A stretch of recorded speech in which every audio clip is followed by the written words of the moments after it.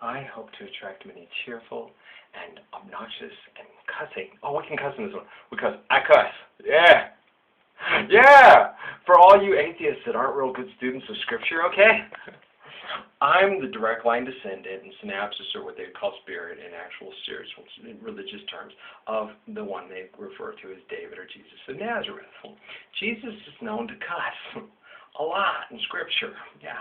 When he asked the Pharisee, who's Beelzebub, that's like one of the words, that's like asking, who's the lion-ass motherfucker who's fucked up shit, but yeah, that's like asking that. And when he calls someone a hypocrite in historical terms, when you call someone a hypocrite, that's calling them a lion-ass motherfucker. They can't, I mean, it's worse than you can call somebody. So it's, I mean, you go into the whole, and we're talking about the George Carlin things you can't say on TV, but worse.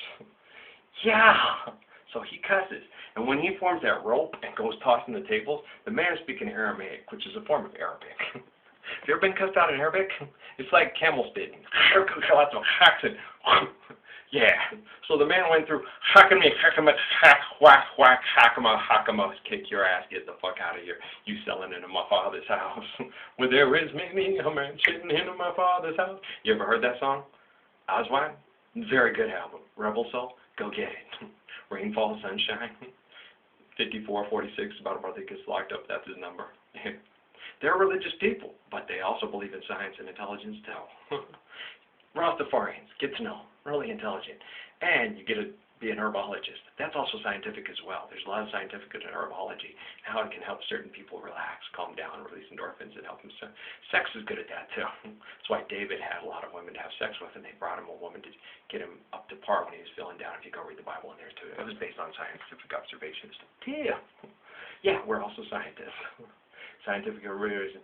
Anything that any old superstitious people do like that lines up to science is steer like. I had a geologist to tell me that in Sierra Vista when he came to talk to me. I laughed my ass off at him. It's like, what? Because we were talking about the Huachuca Mountains, which in the native language means bringers of thunder. I was like, well, that's cool. Well, I had another geologist who happens to have some faith and quite a bit more intelligent than the second geologist, and came and talked to me, and he said, all the iron ore is still in those mountains. The Chiricahua would never mine them, and neither did the Army. So they draw in the most average amount of annual rainfall in southern Arizona because they still have a lot of ore in their mountains. Do you understand? Yes, it attracts the rainfall. I did not know that. That's cool. So when you mine up all the ore out, it takes away from the rain attraction and causes drought. That sucks. We fuck this shit up. Yes, we do. We're not very good scientists.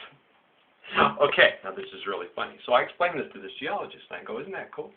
He goes, yeah, but anything that those superstitious Native Americans did that lines up with science is just sheer luck. They're idiots. They're not observational scientists or anything like that. So I looked at him and said, do you ever think they would rather have maybe like a wooden or clay pot to put the water on in instead of having the iron pot with no water? No, it's just sheer luck. All those religious people are just a bunch of mooks. But yeah. Well, what about the guy that gives you a quantum physics omnipresent argument in the Bible that says, you know, if I put you in a room and there's nothing but light in there, how can your ass tell me you're not there? Yeah, meaning that, you know, it's an omnipresent argument based on mathematical science. That's not in the Bible. Yeah, it is. I'm the light, I'm the way. I gotta go, my ice cream's melting. That's science. You pulled it out of the freezer. Once it gets into a different temperature, I'll see you. Bye. Yeah, the guy at the meat counter is smarter than the geologist. Bye. Go exchange your useless money for your ice cream that they're making you buy and then tear up your planet. Take the ore out, throw off the Wayne patterns, create deserts, kill your species in order to procure ice cream that's melting. Get it home so it doesn't melt. We're in Arizona. Bye. I am one obnoxious. Yeah, do you see why they tried to kill all the messiahs and stuff? Why they don't like them? See why Ramses doesn't like Moses? See why they? Yeah. Case in point, Nebuchadnezzar.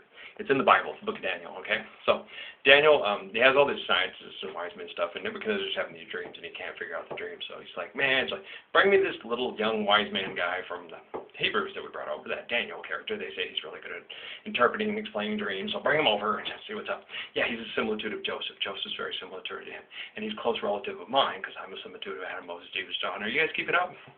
Keep it up? Keep it up? Okay. It's molecular transfiguration. Molecularly, they say, so it's like if you have an apple. You have an apple and you eat that apple, you put the seed in the ground, it grows. Similar apples will grow, which are similar. That's why they describe it in the tree. Follow along. This is the whole thing about the book of Nebuchadnezzar. He's going to explain to you science through observing nature. It's really cool. Like ecologists and zoologists, like Richard Dickety Dawkins. Yeah. And his meme works, and my meme works too. And now I'm being a complete asshole to show him how my meme can snap every once in a while too. When they keep fucking at me and saying, your God's not real, he's imaginary, so you're not alive. You're a fucking retard. I love you. Sit the fuck down and let me kick your ass. Yes, I cuss. I told you that, all right? Because I can't call it nice. I can't sit there and go, you're really quite unintelligent right now. Please stop. It attracts your attention more if I say, you're a fucking retard. Sit down more and let me talk to you, okay? Right? Because you guys keep calling me an idiot like that motherfucker. You don't understand overproduction and overconsumption as a result of capitalism. It has nothing to do with capitalism. It has to do with the fact that you guys are fucking retarded and value money and value extortion and have been doing it for years and years and years and years and years when you should share, like it says in the Bible, take the corners of your fields and share them with the poor, and you will be given more. Because you share, and you will have just more, you'll subsist more on what you need, more of what you desire to overproduce and overconsume. It's simple stuff, just science, observation. It's really cool. Yeah, economic science, agricultural science, ecological science, all these things in the Gospels. Yes, they're so smart. You need people like me to help explain to you. That's why they call me the Messiah. Okay, here we go. Next, we're back on Nebuchadnezzar. Get back to Nebuchadnezzar. I do this. It's a Wi-Fi interconnected, and people asking me different questions all at the same time because I'm connecting. There's a lot of other smartasses trying to keep up with me. And as I kick their ass along the way, we just sit there and go, shut the fuck up and let Ralph talking about Nebuchadnezzar. Okay, thank you. Very cool. There's a smart atheist over there. There are a lot of intelligent atheists. You're wise to be atheist at certain times because this God they try to sell you is full of crap. Real God is very real and lives inside all of us. It's part of its omnipresence. It's omnificence. We'll go over that later. Okay.